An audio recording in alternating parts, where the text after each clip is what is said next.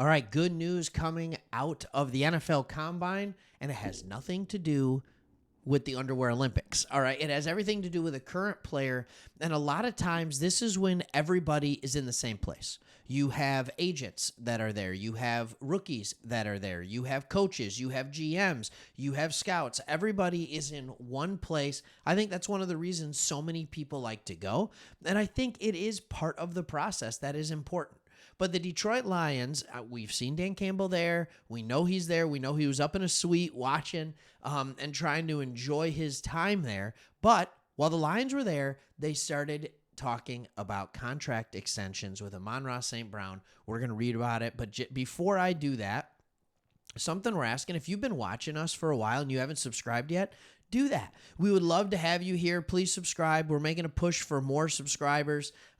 We've got the views and all that kind of stuff, but we want to build and grow the community of people that basically just lets you know that we have videos that are coming out, and we do it each and every day. So check it out. So none other, here we go. Pride of Detroit talks about the Combine and the extension that's coming.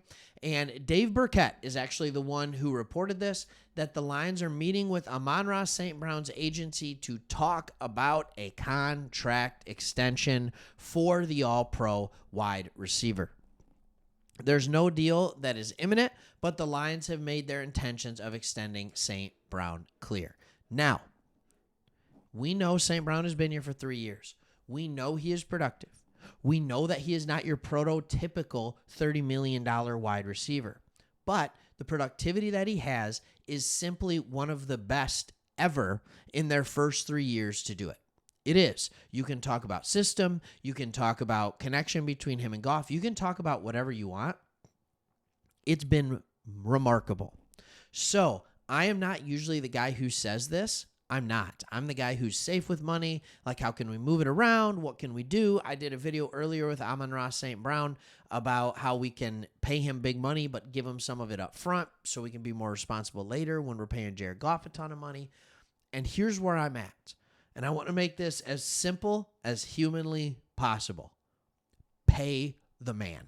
You let me know where you're at. How much would you be comfortable paying Amon St. Brown? Leave it in the comments. Let me know what your thoughts are, and we can kind of go from there.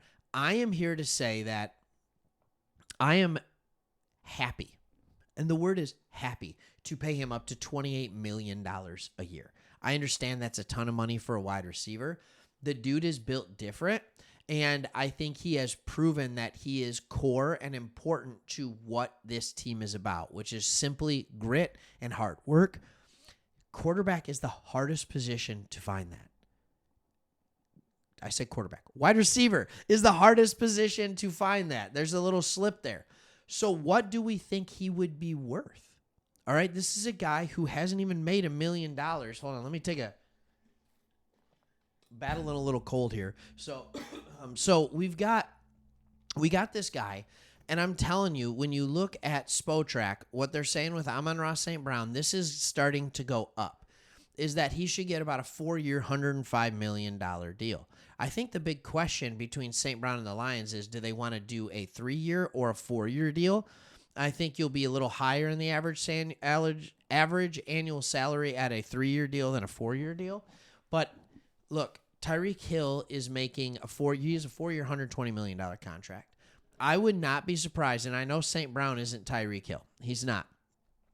Tyreek Hill is a game breaker, over the top, big play all the time. St. Brown is a chain mover, consistent. And by the way, has big plays too. I get so frustrated because sometimes I think we're like, oh, St. Brown doesn't make a lot of big plays. Yes, he does. He absolutely does. And so, like, to say things like that, I'm just like, okay, that's not true at all, right? That's not true at all. When you look at this guy, you don't get the numbers that he does. Now, is he averaging large amounts? No. But are they going up? Yes. He had a long of 70 this year. He had 10 touchdowns, both career highs, right? Both career highs. 12.7 yards per catch, career high. 119 catches, career high. 1,500 yards, career high. And he's only going to continue to get better. And you sit here and you wonder, like, what's the ceiling with this guy? So you see him as a rookie, he goes out and he produces. You see him in his second year, he goes out and he produces. And you're just thinking that Amon-Ra St. Brown is going to be this guy that gets 100 to 120 catches every year, and he gets 1,000 to 12 or 1,300 yards every year. He's not going to go out there and be your 1,500, 16, 17, 1,800 yard guy. Then last year, he comes out, gets 119 catches for over 1,500 yards. It's a huge number. Like, that is a huge number. And he will continue to produce that. And that's why I'm so excited about what he can be. He needs to be the engine. So when you're sitting here saying Tyreek Hill's making 4 years, $120 million, if they give Amon-Ra St. Brown a 4-year, $120 million contract, am I like, ooh, it's a little steep? Yeah, pay him it. Like, I know this sounds weird, especially coming from me. Pay him the money. All right, it's not about the fact that Amon-Ra St. Brown is better than Tyreek Hill. It's that he's up next.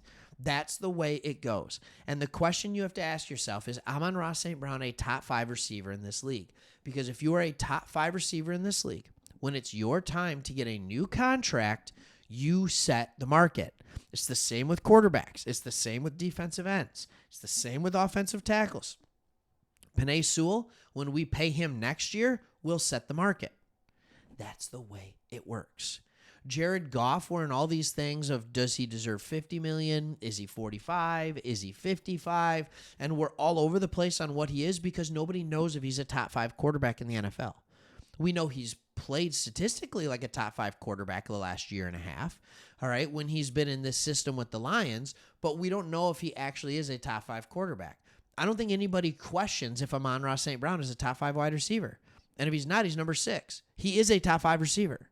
So we sit here, and that's the difference. You need to pay the guy. It's that simple. All right? Put it on the books. And if you are worried, put $25 million of it this year. So it's $5 million less each year, or put $20 million of it this year. Eat some of that contract. That's okay. I have no problem with that. But I really do believe that St. Brown needs to get his money. He's a guy that you need to keep around here. And when you have the extenuated cap, when all of a sudden it's at $255 million, no, you're not going to keep paying everybody astronomical amounts. That's not how it works. You can't do that with everybody.